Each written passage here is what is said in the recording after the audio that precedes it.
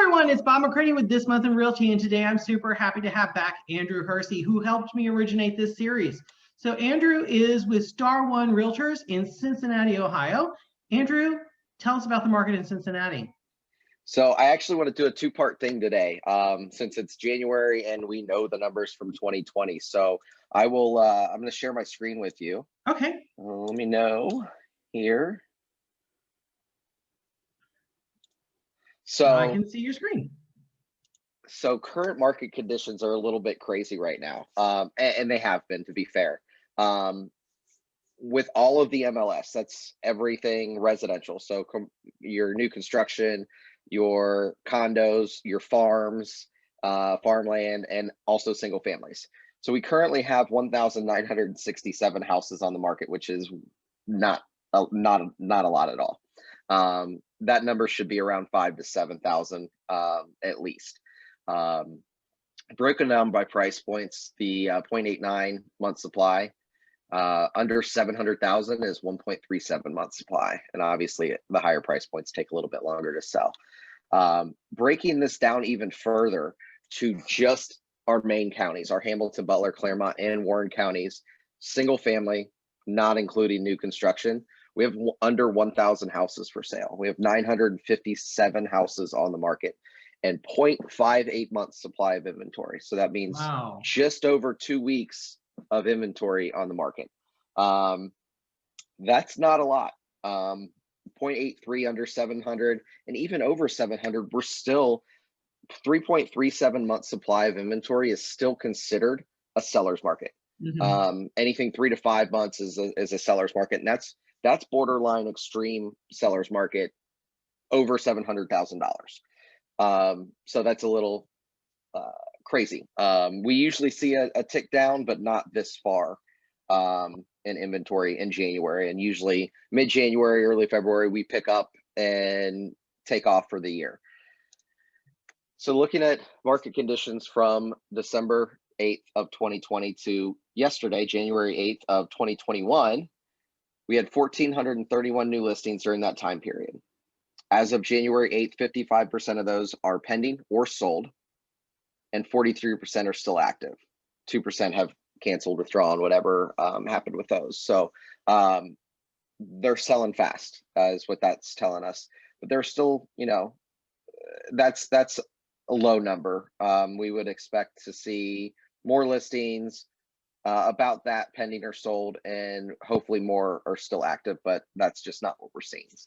So that's our current market conditions. Not a lot to sell. Obviously, it's been the theme for the entire year, 2020, throughout even 2019. We were saying the same thing. So it's just not increased over the last couple of years. It's kind of held steady or gotten lower on the inventory range.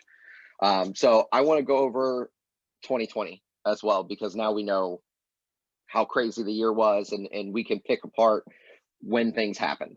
So we know March is when things kind of started to take a downward spiral with COVID.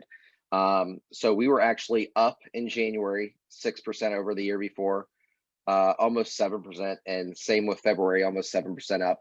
And we were down 2.5% in March. For the quarter one, we were up 3% over 2019. So we were trending to have a better year than we did the year before, which is always good. You want to keep that up. And then it happened. So this is where we saw a huge hit, April and May. So if you look at the numbers, we were down 28% in April over 2019, and in May we were down almost 38% from 2019. And that's 600 plus houses that we didn't sell. It got a little bit better in June. We were only down about 7%, but the quarter was hit very hard at 22.5% down from 2019.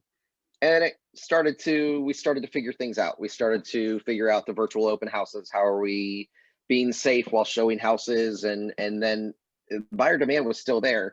It was just, we didn't know for those couple months what was going on. And we still kind of are in the same boat, but we're adapting. Pivoting is the favorite word that everybody's been using. So we adapted and we moved on. July, we were up 12% from 2019, August, almost 8%, and September, we were up 17% for a 12% increase for the Q3 over Q3 of 2019. So moving forward to Q4, all increases up almost 5% for the year.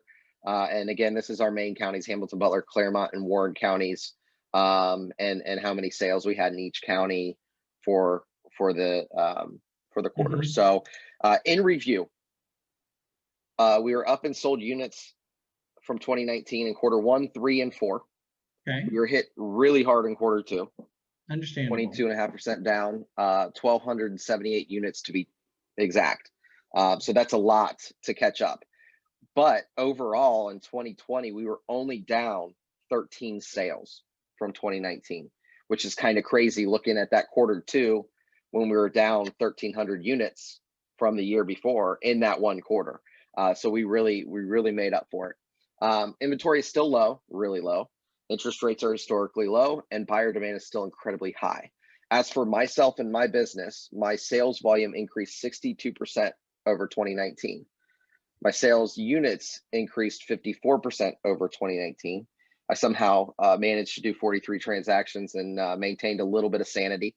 And my average sale price increased a little bit as well, 5.5% over 2019.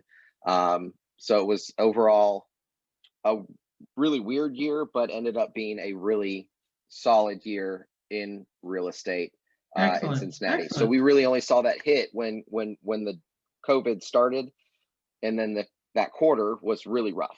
And then going forward, we really figured out what we needed to do and move forward. That's the great presentation. Thank you for all that data. Yeah. So tell me, did you see a slowdown during the holiday period? Not really. There was maybe Thanksgiving week slowed down a little bit. And then we came upon the end of December. I was out on Christmas Eve. I was out on New Year's Eve. I was out on New Year's Day showing houses. So no, not really. A little bit, but nothing significant. It was more of like an October, November slowdown as opposed to a December, January slowdown. So the buyer demand is still there. There's still people that want to buy houses. There's nothing to really sell them, but we're working on the inventory issue here in Cincinnati. Okay, so how did you give back to the community during the holidays? So actually, still it's an ongoing process. I am a vice chair of our local Young Professionals Network at our local board at Cincinnati Area Board of Realtors. I've been involved with the board since 2016. I've been chair of YPN, vice chair of YPN. I'm vice chair again. I'll be chair again, and hopefully pass it on. My goal is to build up people to pass it on.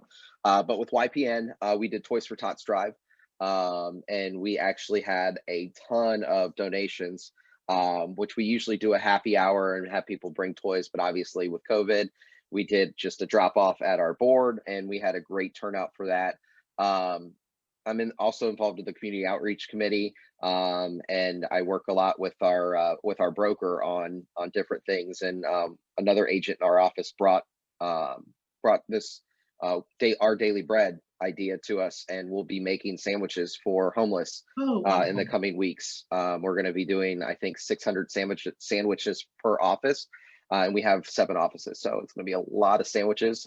600 is a lot, but just things like that. I work with people working cooperatively. I do Habitat for Humanity. We did Rock the Block 2 years ago. This past year was put off because of COVID. So a lot of it's turned into, instead of time, I've been donating money, because they're not allowing a lot of the same events that we've had before. So hopefully we can get back to 2021, going out, helping people working cooperatively, and with Habitat, because those are 2 of my favorite events that we do every year. Good for you. Excellent. Thank you. So Andrew, how would somebody contact you? So my phone number is 513-835-5506. It's right in the bottom corner here. And my email address is Hersey, Hersey, at starone.com. My website's andymhersey.com. Okay, wonderful. Tune in next month to hear more from Andrew and other real estate experts around the United States and Canada. Take care.